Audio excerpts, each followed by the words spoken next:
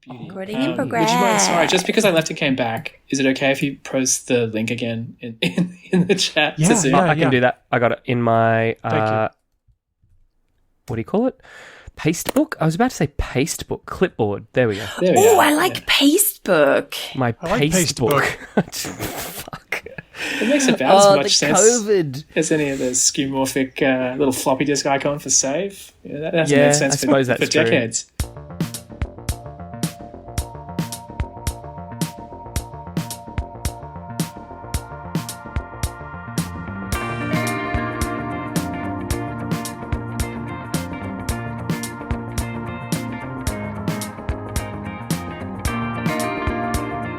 Hello and welcome to this special bonus edition of Because Language, a show about linguistics, the science of language. I'm Daniel Midgley. Let's meet the team. He exists, and he's here. It's Ben Ainsley. I 100% endorse that categorization of me. That's fantastic. That's the best that's ever been done. It was a callback. You know, I tried to say it as enthusiastically as I could. No, I love it. I suppose the first time you did that, I would have arced up at it, but now that we're 2.5 years into a global slow apocalypse, I'm just kind of that fits. Yep. Yeah. That washes. What more? What more can we I expect? exist and I'm here. That's a win condition. You know who's really going to be happy that you're here? The folks at Speech Docs who do our transcripts. They've got this hashtag Bring Back Ben. I don't know why they would, unless they have some sort of, what's the opposite of a sadist? Masochistic tendencies. Unless they have Yes. some sort of masochistic tendency, I don't know why they would possibly be happy, because I must be horrendous. They heart Ben. I'm so confused by that. He's not. But guys, just a lot of that. There's a lot of that. Okay, I get it. It's just me now. Okay. She is who she is, or is she whom she is? It's Hedvig Hurgård. Thank you. I exist. I perceive and I choose to be perceived. Hey, that one was mine. Don't take mine. You have your own. Do you have any feels on who and whom, or does it give you any difficulty? I know vaguely when to use them, and I use them if I want to sound old-timey. I think that's like everyone else, right? I think so. Yeah. I'm in a position where I only use whom if I'm role-playing a snob who needs to get punched in the mouth. That's the only time. Really. Yeah. And when people say it, I know what they're doing. I can also pick up when people are using it wrong. Because whom is the objecty one, the them of they, them. So if you say whom is coming through the door, then you're doing it wrong, mate. But I know you want to sound medieval, so it's cool. Well, I would call that bug for bug compatible, right? We have a very, very special guest co-host on this episode. It's language guy Tiger Webb. Hey, Tiger. Hello. That's the most accurate intro I've ever had, actually.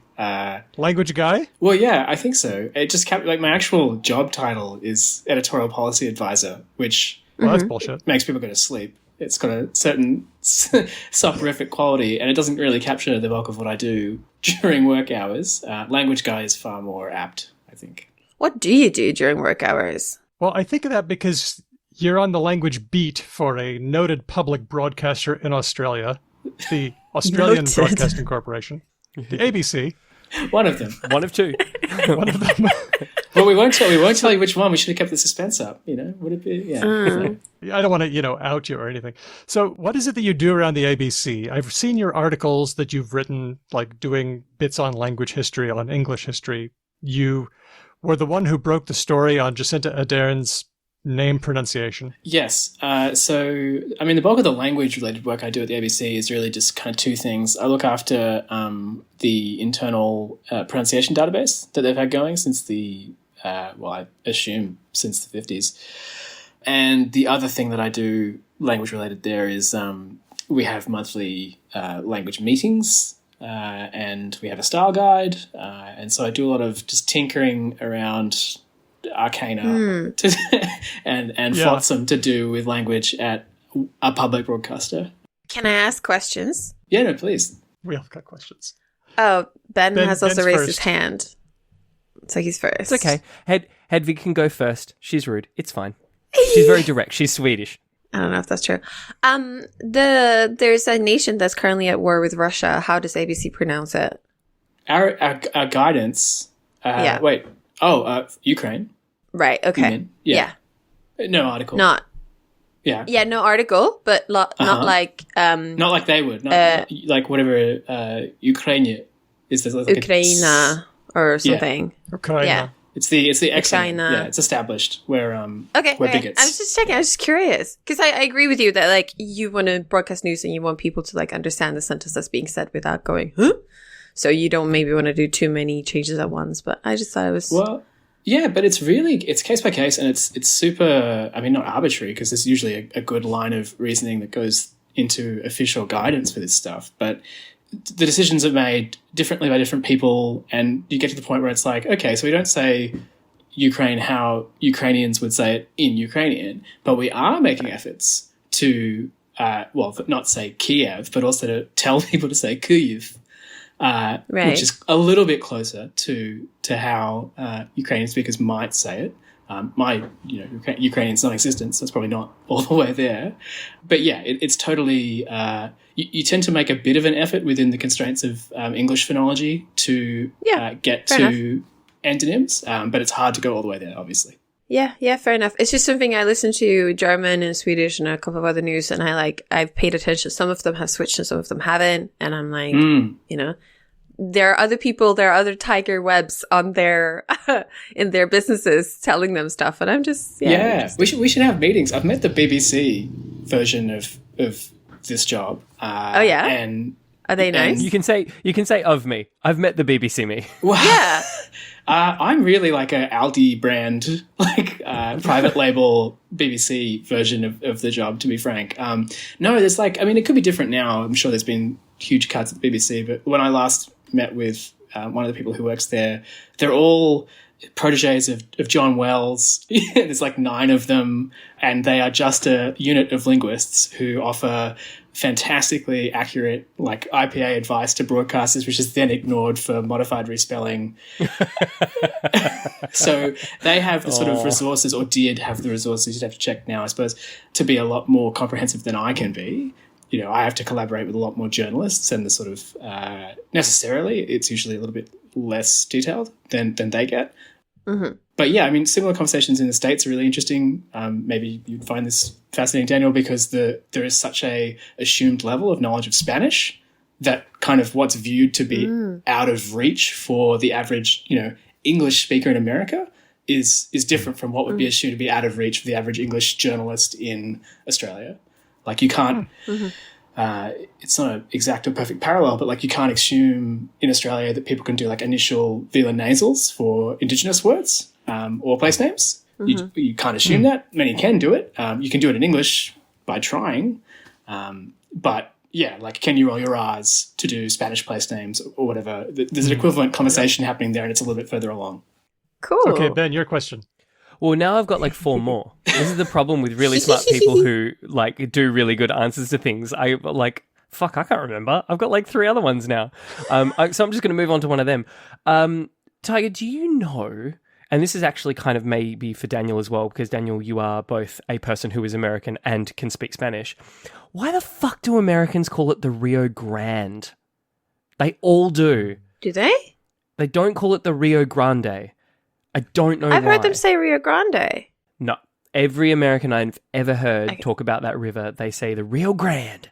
And the reason I asked the question is because, like you just sort of alluded to, Tiger, the sort of just passive phonic awareness of what goes on in Spanish in a lot of America is really high for a country that is sort of quite pop culturally condemned, for lack of a better word, of being complete idiots and never taking a notice of anyone else. Actually, I think you're spot on the money. A lot of Americans know a lot of Spanish quite well. So I just don't, it's always annoyed me every time I see it, because I'm like, it is right there. I have a guess, but Tiger, what do you think? I'm not sure. I mean, part of it could be that it's a compound. So by the time you get to grand, you've made the decision. to just really anglify. But, there's a similar sort of thing at play, and one we get complaints about quite a lot at the ABC about Las Vegas. It's Las, Right. Las, or however it would be in Spanish, based on a sort of spelling pronunciation demanded, Yeah. right?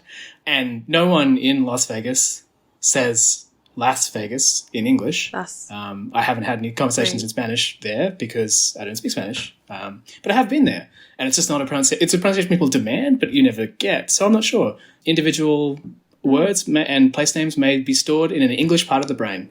Is a kind of phrenology answer that I can give maybe. you.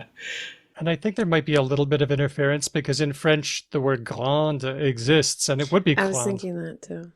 Yeah. I was thinking maybe it was just a really definitive choice, like a political choice back when America took all of the northern part of Mexico from Mexico, and they kind of was like, it's not the Rio Grande, it's definitely the Rio Grande. Like we took it and it's ours, and we'll call it what we want. Well, Tiger is going to be using his considerable language skills to help us get through our mailbag. We were going to make this episode about the failed LSA resolution on freedom of expression, and then we just realized that we didn't really want to. No, I think Sure. you all... so as the non-linguist in this collective, watching that message train in our little, Discord go down, it basically was like, should we do an episode about this? And Hedvig just sort of paused, Hedvig left it on red for a little bit, and then she was like, nah... It sucks as a topic, basically. I don't have anything to fucking say about it. All the people who are on the right side of it are on the right side of it now, and all the people who aren't are fucking shit. So, what? We're going to spend an entire episode saying that over and over and over again? Yeah, sort of. And I mean, I'm so glad we have Tiger here today as a guest. I love hearing the Australian accent he has, and there are many reasons, but America, I don't know, I sort of try to put that feed a bit on a diet. I'm thinking it was a particularly good call given what's gone down in America since we've had that conversation. I think everyone is just very tired of this no-win scenario that just seems completely stuck. And so it's just really good to not be talking about a stupid thing that could be fixed and isn't being fixed, because that just makes everyone sad. And not that freedom of expression and the LSA and gun violence are causally related in any way, but... No. But yeah. But they seem to be symptoms of the same disease. Maybe. I broke up with the USA some time ago, and right now I feel like the USA is... You know how sometimes there's an X and it's pretty clear that they're just not doing well? I feel like America is that X for me. I feel like, Daniel, though, that you're a little bit more on the side of stalking your ex on Facebook still a little bit, because you're American, so you keep track of it more, right? Because you tell me about things going on with LSA that I haven't even noticed, and I'm like, oh. Yeah, but Daniel, I think the thing in your metaphor that you need to make clear is that America isn't an ex-girlfriend. America is an ex-wife. It was more significant than just a fling. You know what I mean? Yeah. Well, now that I've reached my Australian half-life, earlier this year. Yeah. An ex-wife from a long time ago. You got married young. By the way, I'm not saying that this pertains to my actual life situation at all. Okay, she's doing very well. It's fine. But it's kind of like, hey, America, we just select a whole bunch of progressives. How's it going? Oh, really? Oh, shit. I'm really sorry to hear that, so. Yeah. But you are listening to this, dear listener, because you're a patron. Well, if you're listening soon. So thank you for your support. If you're not hanging out with us on Discord, why not? We're having a good time. You might like it. Many of us are getting supernaturally good at Redactyl.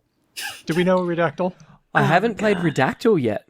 Redactyl is where you get a certain Wikipedia article, but all the words are blanked out. Okay. They're all redacted, except for prepositions like of and to and is.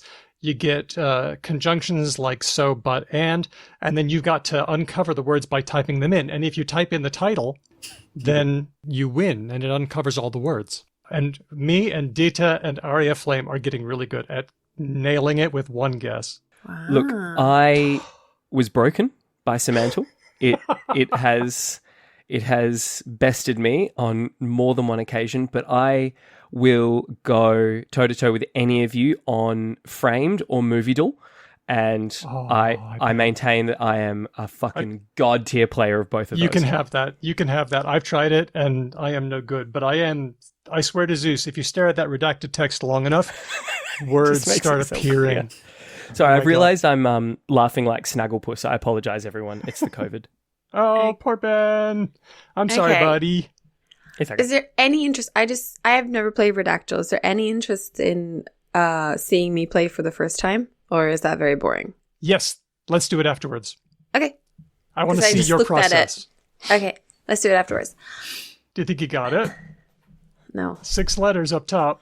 No, It's a 6-letter thing. Oh, it's always a 6-letter word. Okay. No, but this one is, as you can see if you mouse over the text. But anyway, if you are listening to this episode later, please consider becoming a patron. Depending on your level, you can hear bonus episodes, you can get shout-outs on the show, and every patron gets to hang out with us on Discord.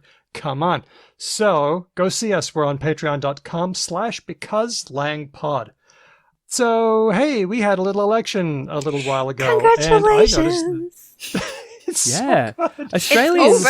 Australians quite surprisingly did not fuck it. I was shocked at how much we didn't fuck it.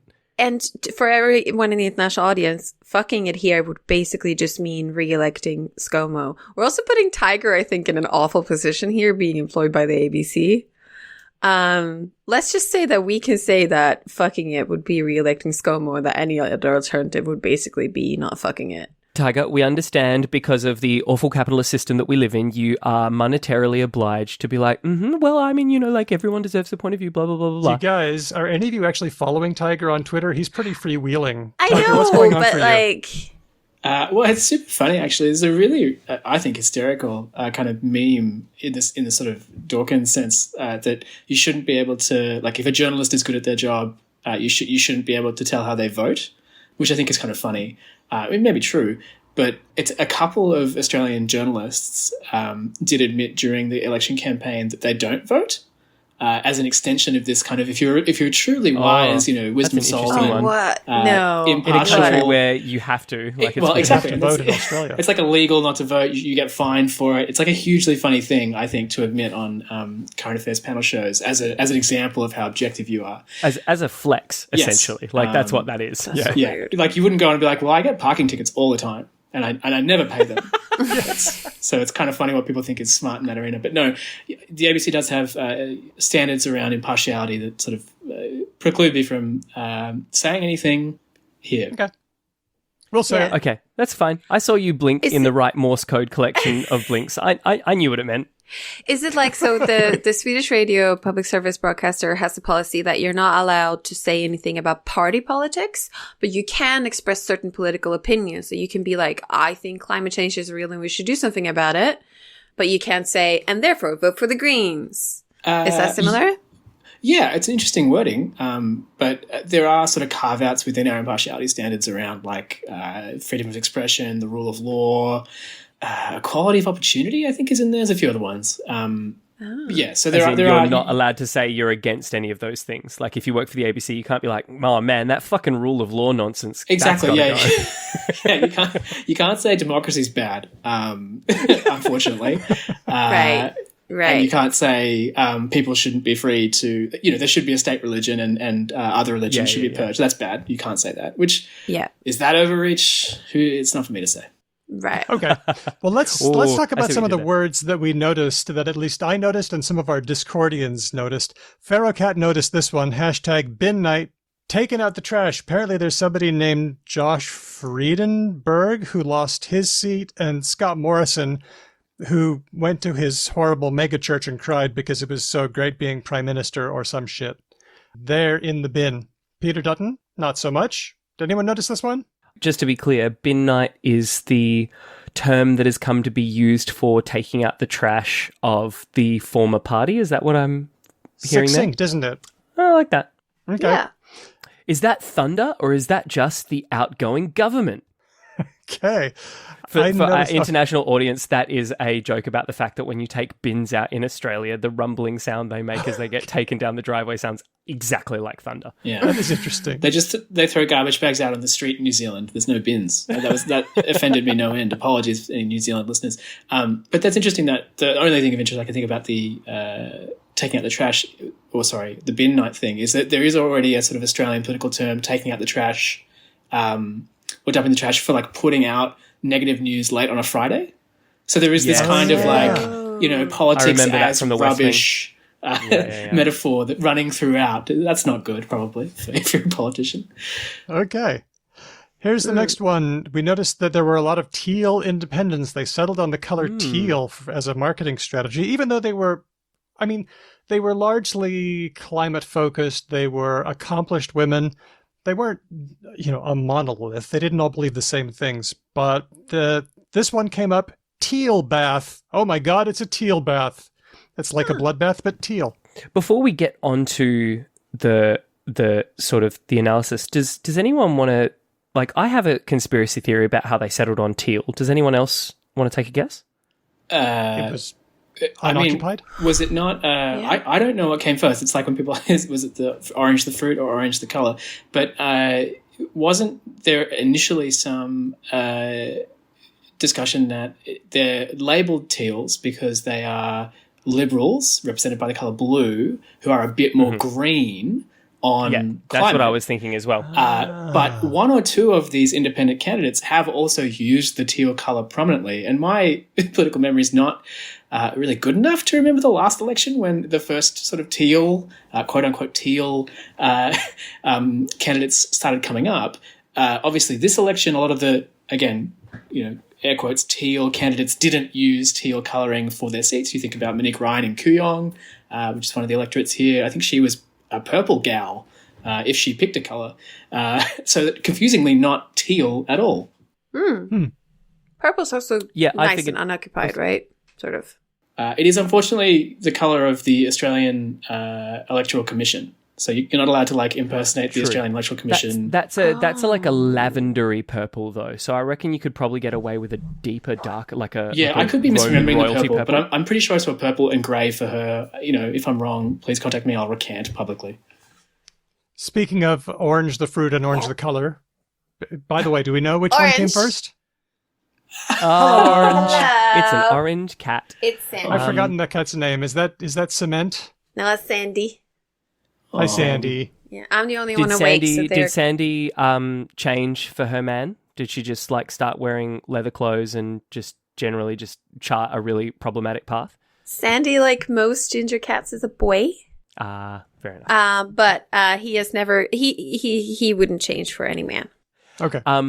Orange the fruit came first. Correct. Yeah. Narantia, which then hundreds of years later became orange the color. Teal is also the name of the bird. Which came first, teal the color or teal the bird?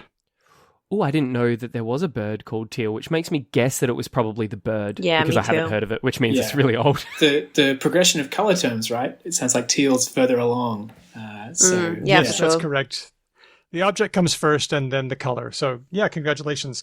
Teal dates from about the 1300s and teal the bird, and then teal the color not till the 1900s. Okay, quick here's one, the next... Daniel, just on orange. Yeah. We have orange from naranja, right? Which Narantia, and originally we, in English, were calling it a norange, and then we attached the A because an orange, right?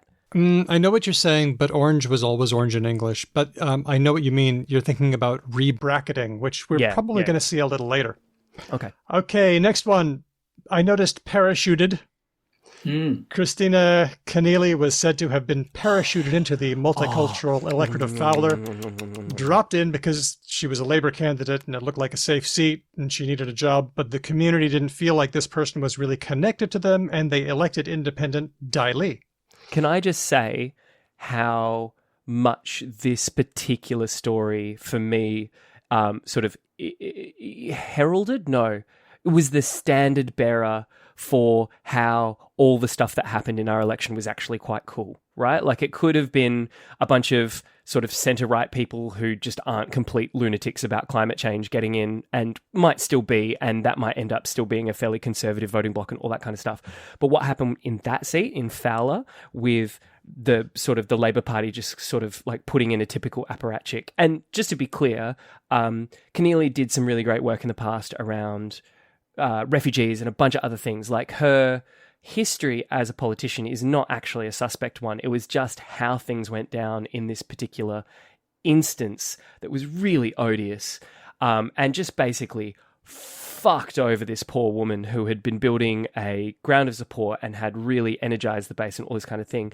And then she was like, all right, fuck you then. I'll go independent too. And just wiped the floor with it. And it just makes me feel so good. Mwah. Mwah. Yeah, it's a real chef kiss moment in politics. It really is. It's also one of those things that, as a European and not British person, and I know we have non-European, non-British listeners, the Anglo voting system is like really, it's like centered around this idea of like local representation. So like someone should like be from the community and have lived there, and you vote for them and you might know them, and you might vote for a Labour or a Tory or whatever candidate in your local electorate, but you might not agree with them higher up. So like, I know some British people are like, oh no, we still vote for this Tory guy because we like that person, but we don't like the Tory party upwards. Whereas in a lot of other European countries, we don't really have that attachment like that. Like, people aren't really representatives in that way. It's a slightly more indirect democracy. No, we vote for, there are people, but we just like, I also need to find out more about it, because the other day I did find out we did have electorates, which I didn't think we have. Like, that was how it was. Wow. Okay. Right? Yeah, but right. I know we have some things that are similar to that, but just not like that. Look, the example in the Australian federal system that best exemplifies that, I think, is a guy we have called Bob Katter, who all Australian listeners will know as soon as I say the name, but anyone from outside will probably have never heard of him. And he's this real sort of like 10-gallon hat caricature kind of guy, but he's been sitting in the same seat for like 35 years or something. And I think he's an independent now. He was LNP a million years ago, and I think he's just been independent for years and years and years. But I think the reason is he is just a man on the ground, like, and he will show up to everything, and he knows freaking everyone in his electorate, and they're just like, yeah, look, you know, all that politics malarkey, I'm not sure about that, but Bob Katter, he's a good guy. Like, he comes to my like footy opening, he shakes my hand, I like him. That's how he's been there for like he's essentially barnacled on at this point. I really just like the parachuting metaphor of dropping somebody in. Is that something that you've noticed before? It was the first time I'd become aware of it. It's hard to think of a more prominent, the last kind of parachuting political event in Australia, I think, might have been, the late aughts, or in the 10s perhaps, when Bob Carr, former New South Wales Premier, was parachuted into a Senate seat federally.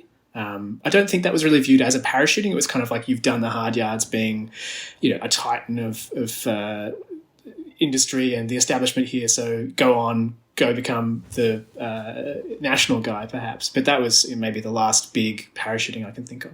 It's funny as well, isn't it, that certainly in the Australian system, I'm not sure about other federations, but our attachment to Senate and Senate quote-unquote electorates is so much less firm, right? Because each state gets a certain number of senators, and they kind of control like a region, but it's usually really large and it's not a thing. So when you assign a person a Senate seat, we feel a lot less precious, or like less ownership as voters, I think, generally. Not absent ownership, but certainly when you do it at the lower house level and the electorates are really quite small and they represent like 100 and something thousand people and all that kind of stuff, then people are like, oh, holy fuck, like, this is unacceptable. That person hasn't shaken my hand, they haven't kissed my baby. Yeah, not to get too arcane about all this, but it's also there's like the broad decline in membership of political parties in Australia that's been going on, sort of in tandem with decline in union membership rates and so on. People are just less part of this establishment. And I think that also makes it a bit harder. I'm sure there were times past where parachutings were made. People were parachuted into spots, left, right and centre. But there might have been an implicit trust then that the Liberal Party or the Labor Party knew what they were doing and you trusted them and you were at the meetings and so you saw it all happen and you were fine with it. Whereas maybe now with a bit more of a disconnect from institutional party politics at large, people see this parachuting happen and they get, I guess, a bit more aggro. Let's do two more about the Greens. Elias noticed Greensland, which is what we're calling Queensland. Yep. How surprising was it that Brisbane managed to put it? I mean, conservative Queensland put how many? Are we talking 4 or 5? Greens? Maybe 4, I think, at last count. Yeah, 4. It's looking like possibly 4. Yeah. That's quite surprising. And I believe the Batuta Advocate satirical headline was, Queenslander looks down his nose at those rednecks in Victoria who only elected one Greens MP. And then, of course, Pharaoh Cat noticed Greenslide. It was in a tweet by Adam Bant. So, yeah, Greens. There was a swing away from the Liberal Party, but that doesn't mean that Labour got it. It looks like a lot of that support went to Greens because of their record on climate change, it would appear. Yeah, fair enough. Sounds about right. I think the other thing about the Greens taking conservative seats away, I don't think that's particularly surprising, really, in the sense that the only place Greens are ever going to get numbers enough to win are, for lack of a better phrase, rich places. And rich places tend to have a lot of people with a lot of money, and people with a lot of money often have, in their perception of things, a lot of things to conserve. So it's often a fairly conservative place that will then shift over into a sort of progressive thinking pace, because generally speaking, people who are doing it really tough don't have the what's the word I'm looking for, the spare resources to be like, yeah, let's save the world, because they're like, where am I going to live? Daniel and Hedvig, do you know about tree Tories? No, is that an Australianism? So you know what Tories are? I've never heard of it. Is it similar to drop bears? Very similar. They're very dangerous, very common. Don't get outside a major city in Australia. You may be accosted by a tree Tory. Mm-hmm. Well, they are, I guess, sort of what we now call it's a Tory, a conservative voting person, so usually Liberal Party in Australia, who has some kind of concern about the environment or climate change. So tree Tory, sort of like I think bike Tory is another one that has that kind of Tory productive element, whereas just, I guess, a conservative voting person who likes bike lanes or rides a bike on the weekend. It's a sort of pejorative one. All right. But yeah, the teals and tree Tories, I think, in the popular imagination are kind of the same thing. Well, that's our rundown of the lexicon coming out of the recent Australian election. That was fun.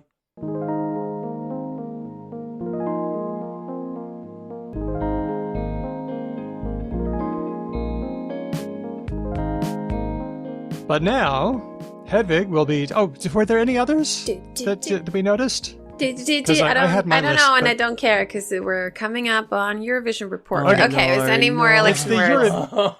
No. I think we've done it to death. Hold on, I need a cat for this.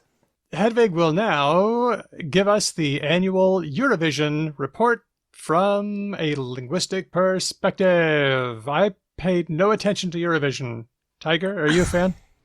Very passively, and I have a new baby, so I didn't see any of it. Sorry.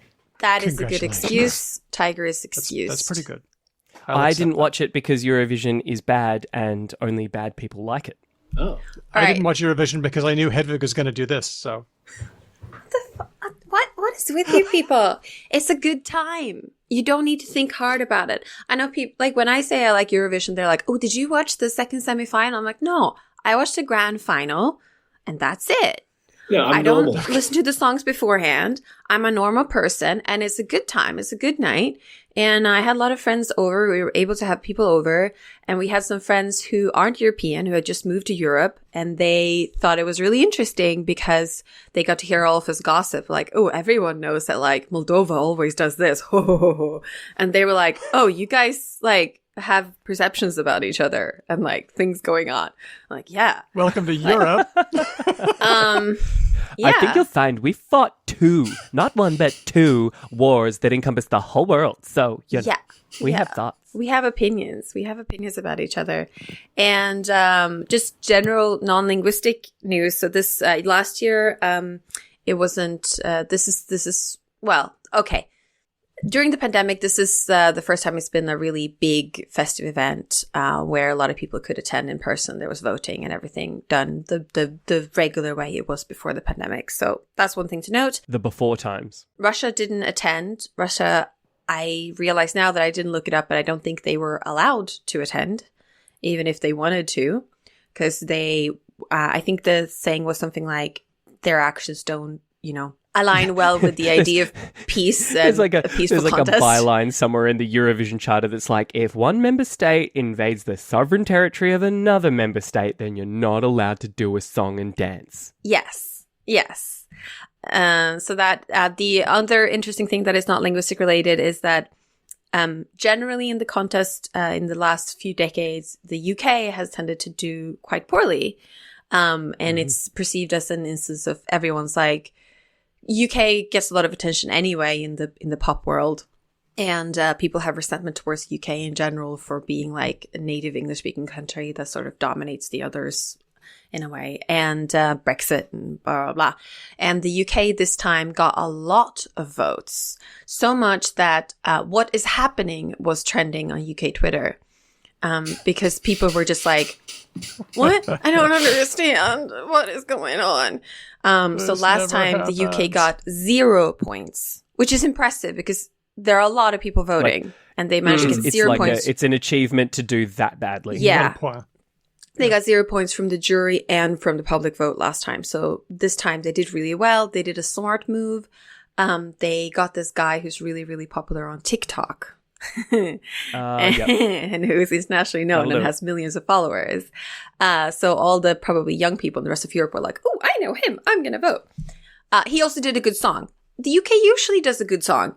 That usually doesn't give them any points. to which the rest of Europe is just like, fuck off. Yeah.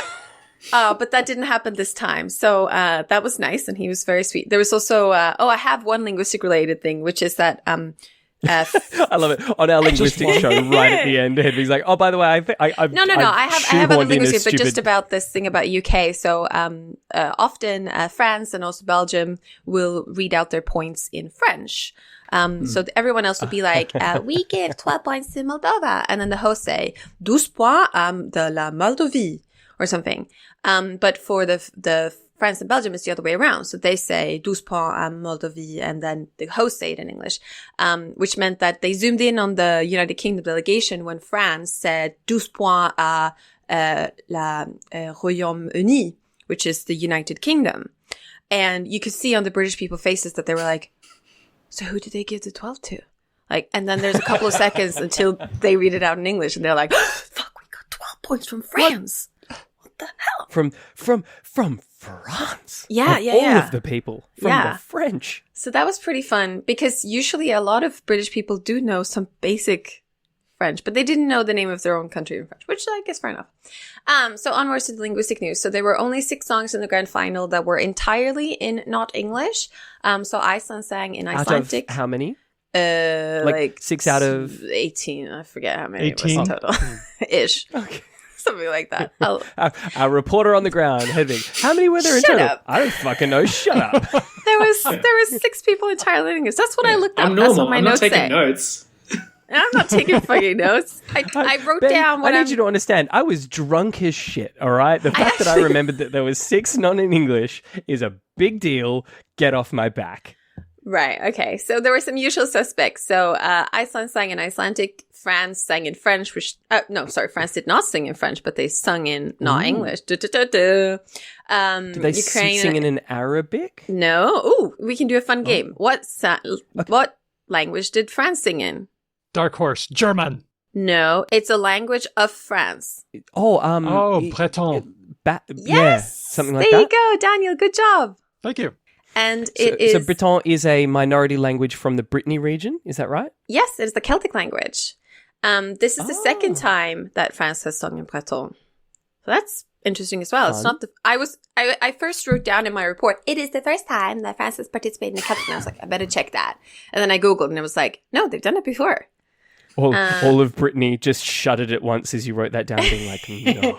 The first time was in 1996, and then it was again this year. I have never studied a Celtic language, so the Fulen, I think, is the pronunciation of the title, which means spark. So that was very nice. They sang in Breton.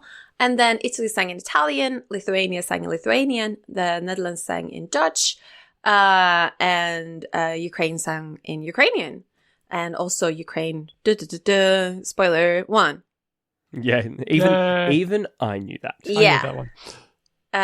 So that was nice. So they sang a song about a song was called Stefania, and it's a song devoted to motherhood, and specifically to the main singer's mother, whose name is Stefania.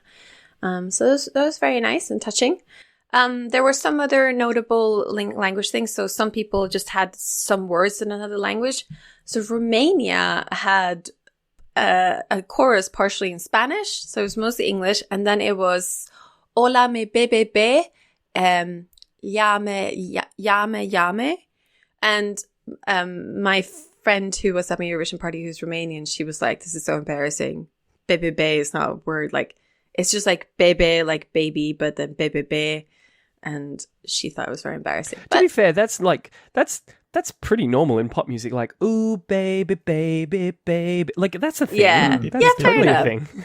Fair enough. But and again, my unpreparedness. But last year there was also, I think it was a Balkan country that hang part of the lyrics just in Spanish, just because Spanish is just the cool party language, and English is not the only one. I mean, so fair.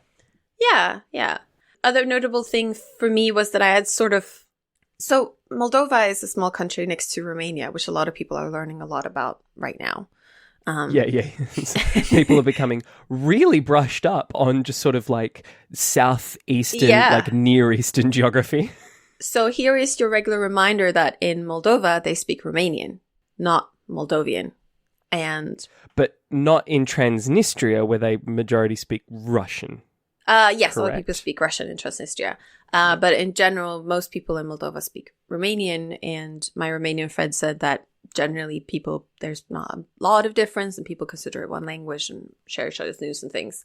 The rule otherwise in Europe is often that like Italy speaks Italian, Sweden speaks Swedish, Finland speaks Finnish, but Moldova speaks Romanian. The majority speaks.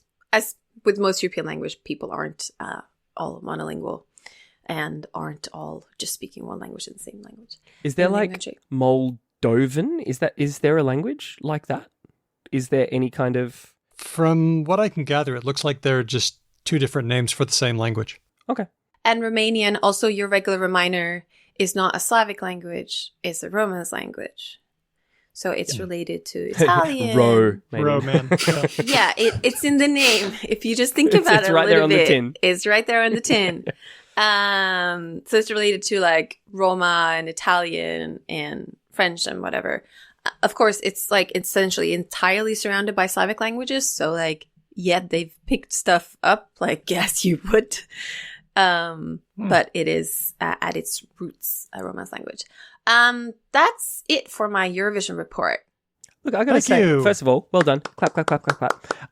Second of all, the idea that like Moldova speaks Romanian, like England, depending on how you want to count it, is between like the United Kingdom, is between like 4 and 6 different countries, all of which speak the same language, right? The idea that different countries would share a language is not at all surprising to me. Right. Good on you. What are the points? Like the idea that it would be surprising that Moldovans might speak a language other than whatever language might have been, like, that's normal, right? Well, in Europe, it's generally the case with like English and French, which are quite big languages. Like Belgium also speaks French and a variety that's related to. But they call it Flemish. They've got their whole own thing going on. Tiger, you had a thing? Oh, just like there are annoying small exceptions to the rule where like you have Malta, which has Italian, but also Maltese. I'm sure the smaller countries like Liechtenstein, perhaps there may be Monaco. Yeah. Yeah. Switzerland's just just flying by the seat of its pants. Have you heard about Saddam Hussein's opinion about Switzerland? No, No, I want to though. I'm pretty Spill the sure tea. it's Saddam Hussein or it's another horrible dictator. Someone's going to write in and tell me if I'm wrong. But he said in a speech, he was like, Switzerland should not exist. We should split it up, give one part to Italy, the Italian-speaking part, give the French-speaking part to France, and give the mainly German-speaking part to Germany. He was like, I don't get it. It shouldn't be a thing. Fuck him. I don't know, like, I've never been to Switzerland, so I don't know for sure, but it wouldn't surprise me if it just turned out that due to just a quirk of history that none of those bits actually perfectly map to the bits that they're near. Like, it wouldn't surprise me if, like, the Italian-speaking bit was actually more towards the Germans and stuff. So if they did It does map. there would just be this, like... Oh, okay. I've been to Switzerland. I have some Swiss friends. It does map. But there are plenty of people, like, by that logic, like, Austria should be a part of Germany too, essentially. Like, I'm sure by the sound of it, Saddam Hussein probably thought that as well. yeah. This Saddam Hussein character sounds like the kind of fellow what causes unrest. Yeah. It's also like, I think we tried a lot of these, language-based ethnostates in the 18th and 19th centuries. And what we're now viewing is just like very either successful or unsuccessful amalgamations. Again, not to bring up And the then two world wars again, but we did have a couple of world wars over stuff like about to this. say. And then the Germans decided to give it like another college try, and now the Russians are giving it another college try. Yeah. There's this map that The Economist made a couple of years ago, like what it would look like if everyone did that sort of. And it looks a bit odd, but it's probably not a good idea. And not only were a lot of these places already multilingual from before, like it was never clear cut. And, you know, if you look into German history, it used to be just like hundreds of tiny kingdoms and they joined up in certain coalitions. And like, it's not necessarily a monolith as it was. And I know that a lot of African nations are facing this as well because they got like colonial white people put a ruler down and was like, I'm going to draw a line here. Like, split things really weirdly. And yeah, modern nation states have to grapple with the idea that like maybe they can't redraw that and maybe they have to define themselves some other way. And yeah, it's really interesting. And I don't, probably not a good idea to resplit it. Thank you, Daniel, Hedvig. you want to move us on, don't you? Yes, I do. Hedvig, thank you for that Eurovision language report. You going to give us another one next year? Always. Yeah. Always here for Always. my Eurovision.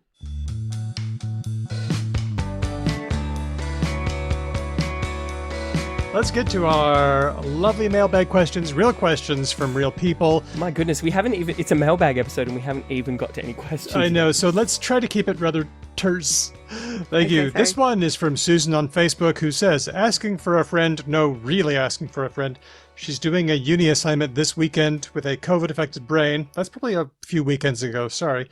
And has asked, are the words another, maybe, and garbage compound words? She's delving into the morphology and is stumped. Many thanks, Susan, for Elise. All right, another, maybe, and garbage. Compounds or not compounds? First, what is a compound word? Is where you get two separate words and you smoosh them together. Thank you, high school instructor. That was primary school. That was Mrs. Terwilliger basically being like, verbs are doing words. Compound words are when you smish words together. I always enjoy it when she shows up. Thanks, Mrs. Terwilliger. Okay, so to put it a little more university, to put it in a varsity That way. was really good. I don't know if university definitions are going to be that much better, honestly. We don't fucking know what Well, let me compounds try. are. Okay. yeah. Let him take a crack. So morphemes are bits of words that contribute to meaning. There are free morphemes and there are bound morphemes. Free morphemes can stand by themselves like cat and sausage and fire. Bound morphemes typically cannot, like un or re or ist. And when two free morphemes get together to make a word, we call it a compound, like fireplace or babysitter. Okay. Okay, so do any of these words, maybe, another, and garbage, seem more compound to anyone? So maybe he's my best candidate. No, I think none of them are compounds, but garbage is the most not compound. Yes, agreed. Interesting. Okay. Yeah. If all things are, if like Animal Farm style, if all animals are equal, but some are more equal than others, I think garbage is more non-compounding the other two. Interesting. Okay, we've got 2 guesses. Tiger, your thoughts? I agree on the part of the task, I think, for historical linguistics, in English at least, is like you want to have the years of reading fall away and work out where there could have once been morpheme boundaries if they're not there anymore. What are we preserving here? And I have to say, looking at this question, I looked at garbage and thought, where would you... I mean, I can't really think about Like garbage yeah. as a piece of clothing, sort of the mood thereof. No, it doesn't really work for me. But I can see another being compounds. Let's talk about another for a second. What's going on there? An other? Yes. So I guess we got So two it's like, free give me morphemes, an and other. Boom. There they are. Looks pretty compoundy. Usually with compounds, we like each of the parts that are going into the compound to not be like grammar functional words. We like them to be like more lexically heavy and semantically heavy. So fireplace, fire and place have a lot of semantic content to them, whereas an is an article and is very semantically bleached. So that's my motivation for another not being a great compound. Also, when we put the compounds together, we, with certain restrictions, like the meaning to be sort of a bit compositional. So like fireplace is the place where the fire is. Another, I'm going to have another beer. I'm going to have an other beer. Other, if I make a space in between them, is like an other different from the one I had before. Whereas another beer could actually be the same beer that I had before. I just want more of them. Yeah. So it's not that's a good point, really... Yeah. So that separates it from maybe a little bit as well then, doesn't it? Because Exactly. if you do that with maybe, it doesn't separate its meaning at all. Like maybe just means maybe. Yeah. Yeah, I think of maybe as the most compositional of these three. Definitely a compound. And other really gave me pause because there's something else that makes this a bit murky, and that is that rebracketing, we kind of think of another. We think of that N as moving to another. And in fact, we even split it with a whole nother. And in fact, this rebracketing isn't new. People in the 1300s used another as a word. But it does appear that another really does come from it's just an other, pretty straightforward. So I'm putting this one down as historically a compound, but it's drifted. But hang on, when you started this whole shebang off and you got all varsity on me, you said that the two... hey, that was your word, not mine. You said that the two morphemes needed to be free, Yep. right? Like, so, but an doesn't seem like the freest of free. It seems a bit closer to a suffix, kind of like the a in a lot. Yeah. It you know could what I mean? be uttered in Great. isolation. I don't see what's not wordy about no, it. yeah, I think no. What, He's right in the Ben sense that is it's like, getting at, if I translate it into like university linguistics, is that like an can't really Make it be varsity. the head of a noun phrase. Mm-hmm. So you can't say I want I want an. Utterability and isolation. You have to say something else next to it, and because it often occurs with another like noun like that, like I want a beer, then arguably, in linguistics we argue about this a lot, like what is a word, what is a bound, what does it mean to be bound? And you could play the same recording to different linguists and they would maybe put the boundaries at different places. There are a lot of arguments for saying that and un in English could be written together with the other thing. We could call them prefixes. Yeah. I want to just sort of throw in my constant, like this is another chipping away at the constant thing for me of like, I want a lot to be a single word. Mm-hmm. Yeah, right? me too. I really want that a lot. No pun, Just write it like that. 100% intended. Because like Just write another and maybe and all of these words And that a never used to hold. be one word. Yeah, If you can do something for a while and you can get a hold of yourself, then Oh, surely we just- could have a lot. come on, just give me a lot, people- one word. People write a lot as one word, and you can too. And if we bully Tiger enough, maybe all of ABC will. I know, but there's still all of the prescriptivists. But here's the thing, right? Come on, Tiger. Like, I feel for Tiger because I know that he might, in his head, agree with us.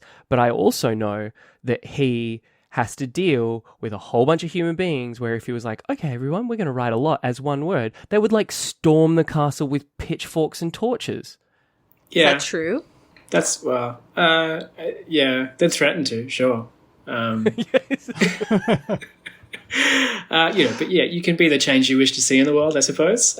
Bump up the ratio of a lot 2 words to a lot 1 word over the course of your life, maybe significantly if you use it a lot.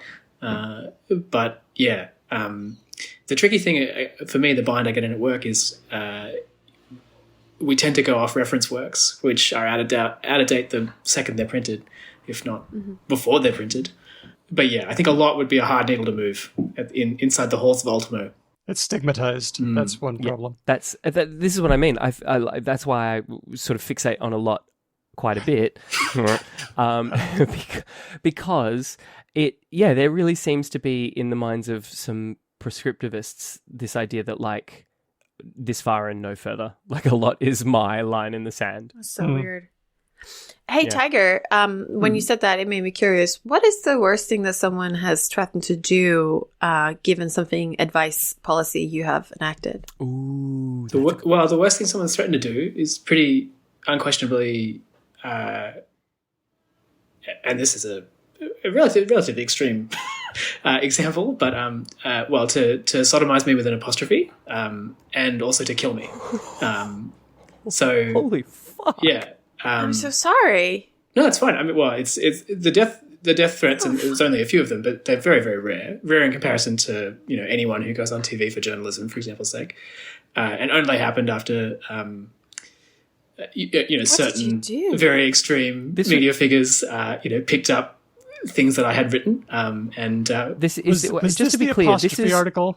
Because I felt that article. I loved that article about how apostrophes are unnecessary and we could do fine without them. That was the one, right? That was, the apostrophe one, yes. And just some other stuff I wrote. But yeah, we have... Was this members of the public or your colleagues? Oh, this was members of the public. The colleagues tend to be a bit more civil. Not always. Wait, what? You get serious flack from your colleagues? Well, because... This is kind of what I was getting at before. They're in a professional environment. They have bosses. Like, but they're also like personalities, right? Like they're giant egos. Well, language is a topic that people feel very strongly about, and also standards ideology is real. A lot of what I have to say about language, even professionally, is kind of illegal thoughts to people. It's very, very difficult to convey. There may be more than one spelling or pronunciation for a given word, or that, So again, I don't want to give the impression that I'm frequently accosted by ABC employees, because I'm not. The bulk of the communication I have are received quite well. There have been 1 or 2 times, as with anyone in a professional environment, you have people who just don't. They're not picking up what you're putting down, and that's happened, a few times to me. This is what I'm on about, Hedvig. This is what I'm on about with the ABC audience. It's real. No, this is the ABC employees I'm concerned about. Because one of the worst interviews of my life I ever did was when I was doing Word of the Year for Macquarie a few years ago, and Milkshake Duck had been chosen as Word of the Year, and I got in like a 15-minute argument with a colleague of mine who was the presenter on air, because he couldn't abide by the idea that a word can be multi-part, like a single lexeme can consist of more than one. And so we just had that argument forever. But, oh my God. And that was probably the most publicly bizarre I'd ever got. That was one of the strangest experiences of my life. I was just shocked by how rude this person was to me. And his producer called me up afterwards to apologize, which was, again, that's never happened before and hasn't happened since. So these things are rare, but it's just language. It excites people, and often not in the best way. No, I'm happy that it excites people. I guess that I thought people had some professional decorum and behaved in disagreeable. You've got to remember, anyway, okay. Hedvig, as a person who used to work in the media, it is full of insane people. Like your thought that it's a workplace is you need to take your conception of what a normal workplace is, and then you need to warp it a bit to get a media, like an on-air media environment workplace, because it tolerates a level of behavior from people that other workplaces don't necessarily tolerate. To be fair, though, I'm in academia. It gets weird. Keep in mind also that people consider public bodies like the ABC to be strongholds of linguistic correctness. And sometimes one of those workers, one of those colleagues is going to take that to heart. So yeah. I'm on the bulwark of the denigration of everything that we hold to be dear. Yeah, That's the you're kind there of too. thinking. You're exactly there. Okay, anyway, got to close this off. So I'm saying that in order of likeliness of being compounds, the word maybe, probably the most prototypical. Another, I'm calling it peripheral, and garbage, we just don't know. Etym Online lists it as of unknown origin. You look at the age morpheme and say, yeah, that's a bound morpheme, so probably not a compound. And also, we don't know where it comes from. If we knew more, maybe we would say. Maybe Sorry, Susan knows something we don't. Susan, tell us if you know about garbage. Susan, we need to do tell you all have these... a time machine? Or is there Is that what's going on? is there a folk etymology going around about garbage that we don't know about? Because I can't like think of one. fornication under consent of the king. Yeah, exactly. Like it's old, so it's age, right? I'm slipping this one in. This was a late entry from Skirt the Norm on our Discord. I have a question that I'm sure has a very obvious answer. Are words like gonna and wanna portmanteaus? And I'm putting this here because I wanted to establish a relationship between compound words, portmanteaus, combining forms, and just normal affixation. So, my God, gonna, okay. wanna. What's going on? Gonna is the short form of going to, and it is very widespread. I don't know where it started. There are other forms in the same paradigm, like ama, that I know are more common in like Black American English than other. I don't know if that's also the origins of gonna. A portmanteau is a word that does several things at once without you being able to tease apart the things that it's doing. That's my best explanation. So there are grammatical words that can do several jobs at once. And I gotta think of a good one. Do you have a good portmanteau, Danielle? Well, chortle, which is chuckle, and snort, that one was coined by Lewis Carroll. So 2 free morphemes, but instead of accepting them both, we clip bits. It's like compound but clipping. Yeah, I thought it was just a fancy pants word of saying conjoined, like a combined word. Like I thought it was just the way you would say it. Yeah, a blending. Exactly. Yeah, I would. Yeah, but I think if you're going to describe things technically, probably there would be a bit of a difference there. Well, I did a little bit of digging, and it turns out that there is a term for what gonna and wanna are doing. The 2 is a clitic. Oh, that's a fun. clitic, and it is a word that comes from Greek klitikos, meaning inflectional, and it's a piece of a word that depends on something else. So the apostrophe S on John's house, that's a clitic. It's not a full word anymore. It's been sort of reduced, and it's dependent on the other word for its existence. Nt, as in don't, is another clitic. Does that sound right, Hedvig? I would be a bad typologist if I didn't say that clitic is one of the most controversial words in typology, unfortunately. Daniel Everett has said that they don't exist. Martin Hasselblad has sort of backed him up. I saw them actually talking about it on Facebook the other day because they're in each other's Facebook feeds. And so clitic, sometimes people mean a thing that is sometimes free and sometimes not free. So like don't and do not. Sometimes it can occur as a free thing and sometimes it can't. Some people say clitic is a thing that attaches not to a word but to a phrase. So John's house, John who I met last night's house, the S goes at the end of that whole thing.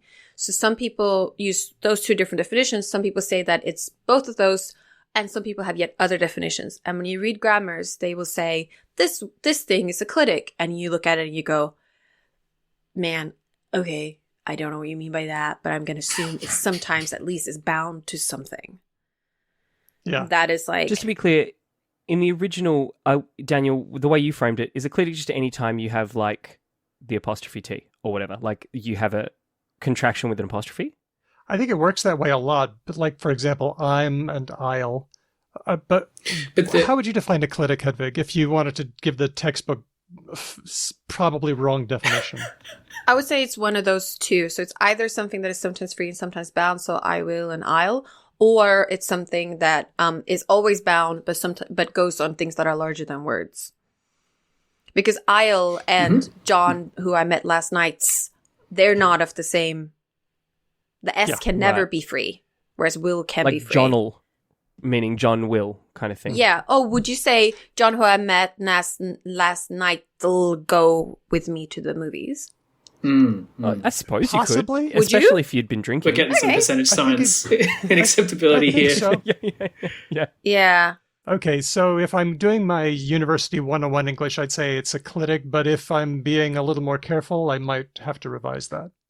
Well, it sounds from what, and I don't know anything about the controversy of clitics or not clitics, but it sounds a little bit like how brown isn't a thing, but it totally is a thing. Yeah. Are you guys familiar with this as a concept? Yeah. Right, like brown doesn't exist. So you're saying But it brown. does. Brown. The color brown. Okay, brown doesn't Yeah, exist. the color brown doesn't exist. And anyone who's listening to this, I'm not going to give you any further explanation. You can fall down your own personal nightmare rabbit hole about this. Go onto YouTube, type in brown doesn't exist, watch a whole bunch of videos. You see what I mean? It's dark orange. It's just dark orange. Yeah, but the point is, it clearly does in the sense that everyone can see the color brown, right? I'm seeing many versions of it on this Zoom call that I'm looking at right now.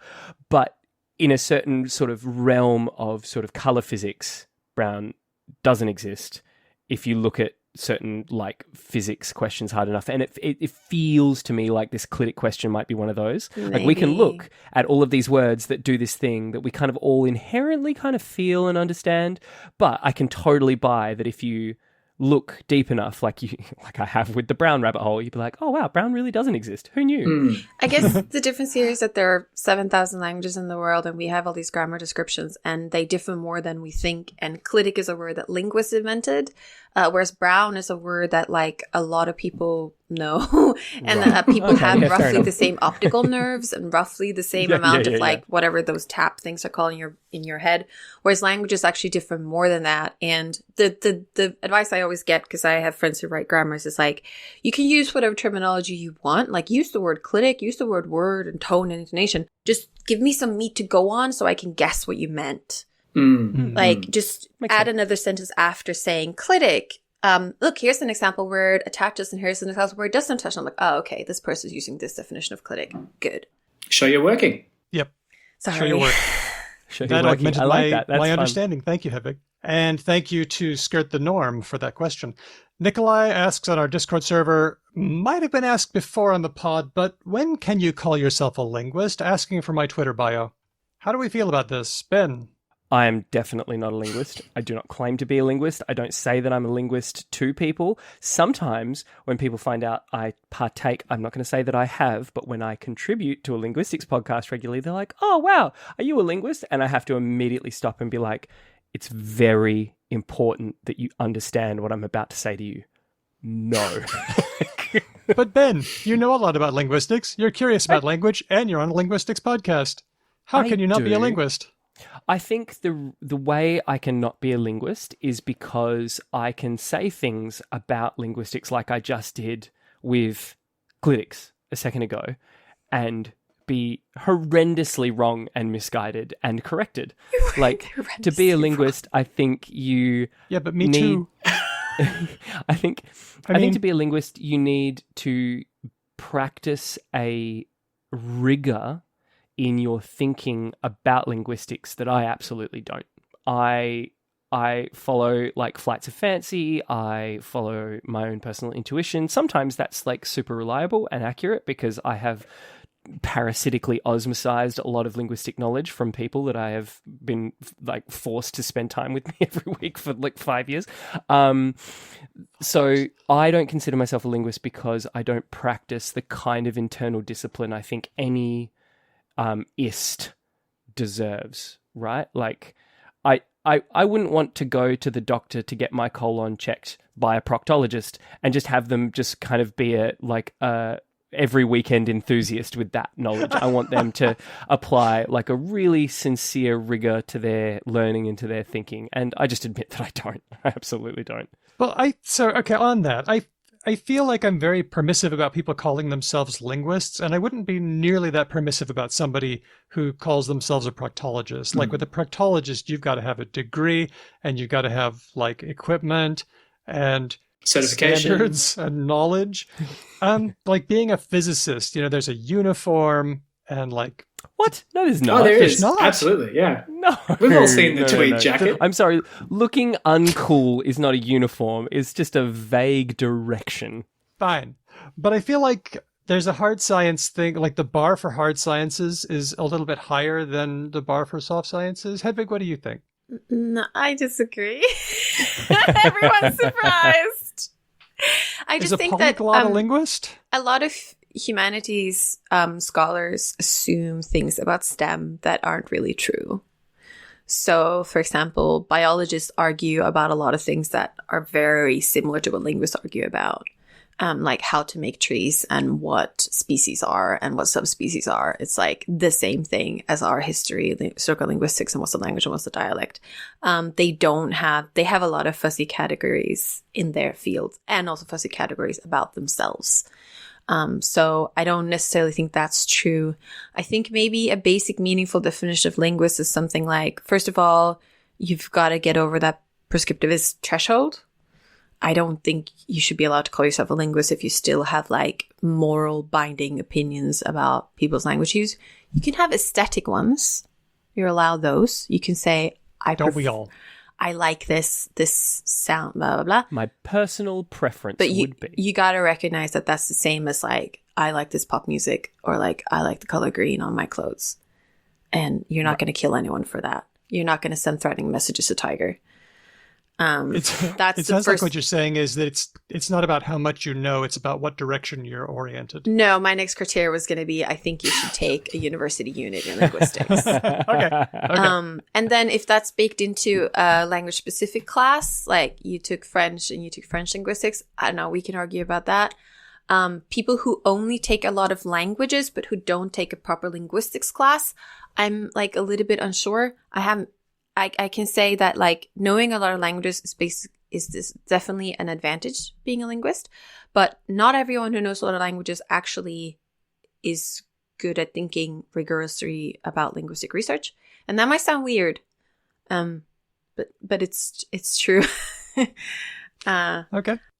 And then I think we can be quite permissive, but like, yeah, take some university classes in linguistics and don't be a prescriptivist. I don't know. Then you can sort of. What do you Tiger, think? what do you reckon? Yeah, I mean, I think the part of the problem here is that there are two ordinary definitions of what a linguist is listed in, or at least two listed in English language dictionaries. One will be a person who speaks a number of languages competently. The second is a member of the profession / social order that studies the language scientifically. And so what can you do to satisfy that second one? Because there is so much unscientific and unsystematic discourse around language, I do find myself being not very permissive about who I would prefer call themselves linguists. Also because it is a word that lay people who are not part of the linguistic, community or communities around the world will happily just denote people as linguists. I get called a linguist all the time by my family and friends. I'm not one. I do not. Wait, you're not one? No, absolutely not. Yeah, I was going to ask. No, I would never. Oh, why not? Oh, it sounds so. Oh. Why not? I don't have a degree in linguistics. I have never published academically. Did you take at least one university credit? So no publication, no accreditation. And so for me, in my internal lexicon, I guess I do kind of feel that there is a publication or credentialism threshold you should pass, only because language is this field where so many people are keen to claim expertise, and a lot of the people that do that are sort of so uninformed and often just giving moral judgments that I want some easy demarcation. But maybe that's changing. Maybe people are thinking about language publicly a little bit differently, possibly because of podcasts like this. They're having more open and less judgmental dialogues, and maybe in 30 years' time, it won't be the issue it is for me, and I'll say, finally, I'm a linguist on my deathbed and die. I don't know. We'll find out. Hopefully in more than 30 years, actually. Yeah, let's leave it about 40, 50 years. Okay, this is interesting. Where does that leave us? I mean, I'm attracted to Hedvig's. I mean, I don't publish anymore. I'm not a complete dilettante. I have a degree. I don't think, Hedvig, your threshold wasn't that you have to consistently keep publishing, and as soon as you stop publishing, you are no longer a linguist, right? Have published, yeah. I mean, again. I don't even think you would have had to publish at all. Looking at the interviews with people on the Superlingo blog, for example, where they talk about like, if you do linguistics, where can you get a job? And there are a lot of jobs that aren't in academia. I'm quite surprised that Tiger wouldn't call himself a linguist. I'm too. Maybe you don't have a degree in linguistics, You've taken at least like one university credit somewhere in linguistics. Yeah, heaps. Tiger, Yeah. I would articulate that you could, more so than me, sir, you could at least get like some serious RPL for what you do. Some serious what, sorry? Recognition of prior learning, right? Like, so Oh, okay, you sorry, could, I've not heard that. Yep. you could definitely, given how extensively you make use of and explore linguistic concepts in your day job, get away with sort of at least getting a lot of the way towards a linguistic degree, I would imagine. Right. Sure. Right. I mean, if we tighten up that definition, I'm not sure I would qualify, to be honest. And then we also get into the weird thing, like, okay, if we take Tiger's more narrow definition of a linguist and say that, like, let's be super, super narrow and say that, like, both Daniel and Tiger doesn't qualify. What are they then? What are they? Are they cool guys? No, but they've done something. They know something. They're doing something that has to do with language, and we don't have a word for what that is. Like paralinguists. We have paralegals. Yeah, I like paralinguists. I'd happily describe myself as a paralinguist. But again, paramedics usually have to do a pretty... It does not approve. She looks like someone just walked into the room and just did a massive fart. Like, that is the facial expression I'm seeing right now. It's also because there's something called, like, paralinguistic usage of something. Which, that's going to be confusing, yeah. See, Tiger knows that. You knew, when I said paralinguistic, you knew what I meant. I feel like we've started an accidental thing now where Hedvig is going to convince Tiger that he is a linguist. I'm just saying, like, most people don't know what paralinguistic is. But, you think about engineers and architects. In Australia, you have to be certified to be an architect. Architects and engineers, I think there's a similar certification requirement to be a engineer at a state level. You've got to be certified by the architecture board to be an architect. There's also a general, you can be, and we often in the news describe people as the architect of usually a terrible, like a bombing or something. And architects get really, really mad about that. And what we have to contend with is that there's just two concurrent things happening here. It's surely on everyone to describe themselves in a manner they wish. I do a lot of research. I think self-identification is definitely part of this thing. Yeah, absolutely. Like I would say I'm a researcher because I feel like that's what I spend most of my time doing. And I think people understand the mechanism of that as well. And again, I think if more people knew exactly what linguists do, all of the various colours and shades of that, maybe it would be easy to call yourself a linguist, but not have. I think if the current popular imagining of what a linguist is like a spectrum on one side, you've written a grammar, of a language that didn't have one previously, all the way down to you took a unit. I don't know. I'm sorry. That's how you show your Australianness, by the way, Tiger. Because for you, the height of being a linguist is writing a grammar, which is very influenced by this, like, I think Bob Dixon and Sasha Eichenwald's, like, Australian, like, the pinnacle of your education should be writing a description of a previously undescribed language. Whereas, like, in Europe and America, there are plenty of people who would be really offended if you didn't call them linguist and who have never done documentary linguistics in their life. Yeah, I was, yeah. It shows we're an Australia show, and I appreciate that like, and I feel like I need to point out to people, like, in Australia, documentary and descriptive linguistics is really important, as it should be. Yeah, it was a bit tongue-in-cheek. I think there's definitely a lot of, the good thing to do is to go out and write a grammar. Is itself there's a lot of ideology to unpack there. Yeah, for sure. Well, I feel like we've made it worse. Being a linguist looks a lot of different ways. There are a lot of different ways to be a linguist, and maybe there's a lot of ways to be a physicist or a proctologist as well. No, I don't think there are very many ways to be a proctologist. Nope. I'm calling no. Physicist, yes. Yeah, okay. Physicist, yes, and linguist, I think, fairly. So I think there's a few things. Yeah, having the right orientation, and by that I mean like the right attitudes about prescriptivism or a few different things maybe. Having some kind of knowledge, but then also self-identifying as one. And I don't know if I'd be able to say, hey, wait a minute, you're not a real linguist. That would be hard for me to do. I think that's just because you're too nice a guy. Like, well, okay. And also you have to be nice. That's definitely not part of being a linguist. We have a lot more questions, but I think we are going to have to leave it right about there, but we will get to those leftover questions another time. Let's get to some comments. Patricia via email, hello@becauselanguage.com, says, "Hi, I enjoy your podcasts, mostly." Ooh. You kind of enjoy when they do that. Spicy. She probably hasn't been enjoying the ones that I've been missing from. I assume that's what she means. That's what it is. Yeah. The one thing that I've noticed that I find quite uncomfortable is a persistent ageism that has been present in every podcast of yours that I've listened to. It's funny because you are otherwise so aware about not being biased against other groups in terms of how you use language.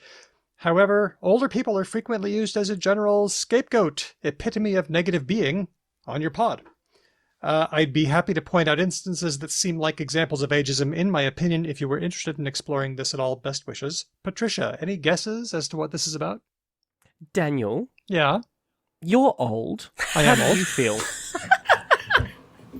I feel fine. I feel good. Look, Patricia's right, first of all. Like, I definitely engage in some ageism on the show. So Like just what? from a purely factual standpoint, Patricia is absolutely not wrong. I am, however, not all that upset about it, as you can probably tell from my tone of voice. Okay. Look, Patricia, all I would say is that I, much like how I will just freely and just gaily rag on white people on this show, you have the misfortune of being part of a demographic that has just truly terrible people in it. I'm sorry. I'm also part of one of those demographics. And I think the thing you're just probably going to have to learn how to roll with the punches with is that when you are a member of a demographic that just has so many toxic members, you're going to have to put up with people venting their frustration at that demographic, especially if that demographic tends to have lots and lots of people in power, which your demographic does. I'm sorry. If there wasn't so many just awful, powerful old people who were still just really committed to making the world a fucking terrible place, then we probably wouldn't be making fun of the old people so much. Sorry. In what way do we make fun of old people on the show? Well, we sometimes especially talk about boomers, I think, in particular, as like having definitely. not great opinions about things. And I think My imagination was that that's what Patricia means when she says older people, is just our rampant teasing of boomers. Because Yeah. I don't seem to recall me being like, oh, octogenarians are scumbags. I don't think she means like actual elder type people here. But some of that also comes from that, like, a lot of older people, believe it or not, grew up a long time ago, where like education around things like language wasn't as good. So they tend to, for example, be more prescriptivist more often and be more judgmental about language more often, I'd say. Not that there aren't 20-year-olds who are dicks about language as Total well. douches. That very much absolutely. happens as well. But I think... And on the flip side as well, I should note, it's not like there aren't some absolutely legendary boomers that I've met. There in are my tons time, of awesome right? boomers. Like, just wicked people who are part of that older demographic who are just like being their best selves and living the change and all that good thing. No question. Dolly Parton is my favorite. But I have noticed that we got, like, I do two things. I do Because Language, which has a mostly younger audience, and I have, the ABC gigs, which is mostly an older audience, and the overwhelming preoccupation with the older ABC audience is the thing that bugs me about language is, and that never comes up with the younger Because Language audience. It just never does. Like, our Because Language audience could not care less about linguistic prescriptivism. We never get this kind of thing. So, it's true. The question is, could we be a little kinder and less ageist about it? Could we recognize there are loads of awesome boomers while acknowledging that, yes, people need to be chill about language, and yes, a lot of those people are older? Here's what I'll say. As we just did, I will try and make a little bit more of an effort to highlight and elevate instances of when a boomer is doing a cool thing. Okay. But if Patricia, what you would like is for me to never again make fun of privileged classes, I'm sorry. I'm not going to be able to meet you halfway on that one. I'm still going to make fun of stupid, reductivist old people who just should go and die and let the more progressive individuals inherit the world, basically. I think we're fighting reductivism. We're not fighting old people. We're fighting terrible arguments. Let's do that. And it just so happens that quite a few members of that generation subscribe to a bad belief, basically. And it might be something just about getting older. We don't know. Like, Ben and I are millennials, and we're now not the youngest generation anymore. And it's possible that as we grow older, we'll see our peers and ourselves become more reductivist and shitty. I mean, it seems like that happens partially because as you get older, I know as a 33-year-old, you have less ability to like learn things and cope with a lot of things. So I'm like, I don't want to watch a new TV show. I still watch new TV shows and learn new songs, but I'm getting less good at it. You think millennials are terrible? Try Generation Xers. I thought that I would love it when we got into politics because we've been overlooked, but have you seen us? We're terrible.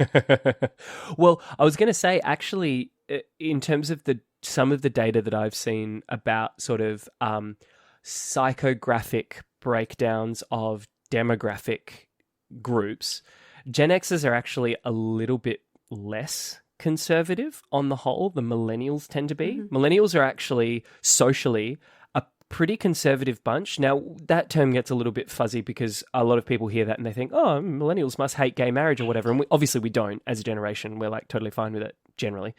But more just like a lot of millennials are like, I would very much like to be wealthy and own a home, and like some fairly socially quite conservative aspects as a generation. So it's interesting. I'm just sort of mostly responding to what you said, Hedvig. I think there is actually going to be a pretty significant kind of conservative bulge in our group as we get older, where they're all going to be like, yes, now that I've got a house and lots of money tied up in investments, I believe in less tax and the rest of that shit. Now you can see, like, I'm planning a wedding this year, and a lot more millennials, I suspect, than Gen X want in Sweden their father to walk them down the aisle, the bride, which is not a Swedish tradition. You walk down together, the bride and groom, and it's so common that the bride is walked down by the father of a millennial that our priest, when we were talking to him, was like, so I just want you to know that, like, I really don't want you to do that. I want you to walk down together, please.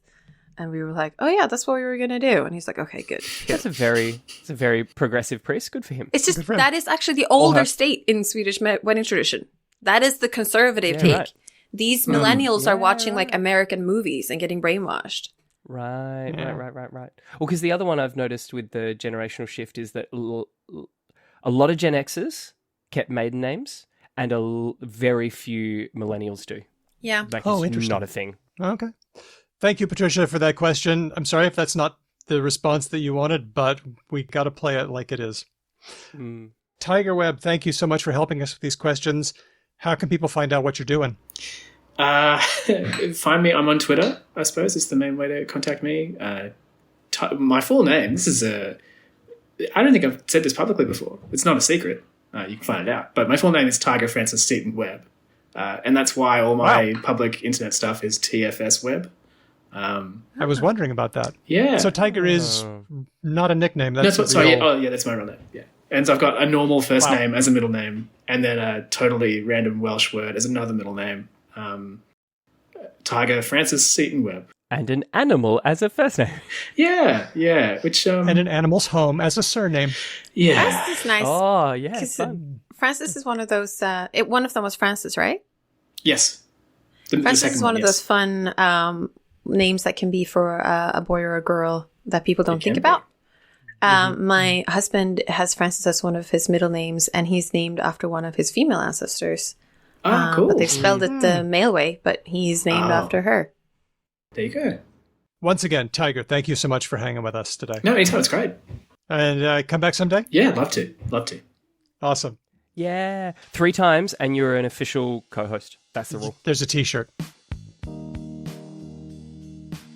If you like the show, here's what you can do in order to give a little bit back to us. You can send us ideas and feedback. We are Because Lang Pod everywhere except Spotify, because Joe Rogan is a dumpster fire of humanity. Leave us a message with SpeakPipe. You can catch us on our website, becauselanguage.com. Send us an email if you really like the old school. Or if you are like Dustman of Sandman Stories, you can leave a review and say really nice things about us on Twitter, which he continues to do in an act of ongoing internet grace. Thank you, Dustin.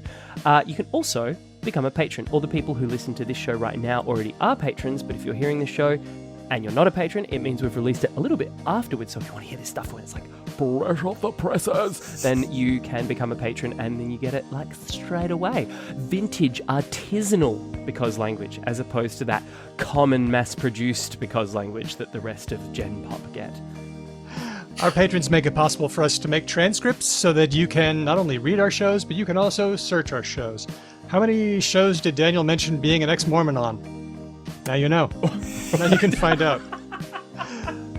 Thanks to the entire team at Speech Docs. They do the hard yards of making sure that every word is captured just right. Big shout out to our top patrons: Dustin, Elias, Termy, Chris B, Matt, Whitney, Chris L, Helen, Udo, Jack, Ferrocat, Lord Mortis, Larry, Christopher, Andy, James, Nigel, Meredith, Kate, Nasrin, Aisha, Moe, Steele, Manu, James, Roger, Rianne, Colleen, Ignacio, Sonic Snedgehog, Kevin, Jeff, Andy from Logophilius, Samantha, Stan, Kathy, Rosh, Cheyenne, Felicity, Amir, The Canny Archer, Tim, Alyssa, and new this time, Chris W., also Kate B., who contributed by smashing the one-time donation button on our website, becauselanguage.com. Thanks also to our newest patrons at the listener level, Michael, and at the friend level, Nick. Thank you to all of our amazing patrons who keep our show going.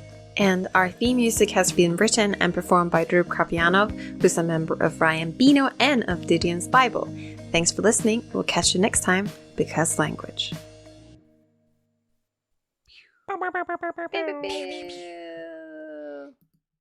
I was watching the newest season of Stranger Things, like in the last couple of days. It's fine. Like, I stopped caring over much about Stranger Things a while ago, but I have COVID and there's fuck all else to do, so that's what I'm doing. And in it, and Daniel, I know you're gonna just hear me say this and be like, oh yeah, like I fully remember doing that. They like do the school paper and they are physically gluing like pieces of paper down to a backdrop sheet of paper to make copies of the school paper, and I was just like, oh fuck, this is where copy paste actually comes from. It does. Amazing. Physically copying things and pasting it. Holy shit. There is a video somewhere of how they got rid of the old linotypes in newspapers. And it says something like, and now the latest wave is digital print. And it shows them printing things and then actually pasting the pieces of paper that they have pulled off of a laser printer. Bless. They got so close, didn't they? They were like, they dropped a few steps out of the way, but it's like, oh, monkeys, you didn't quite get there, did you? Oh, but they will. They will.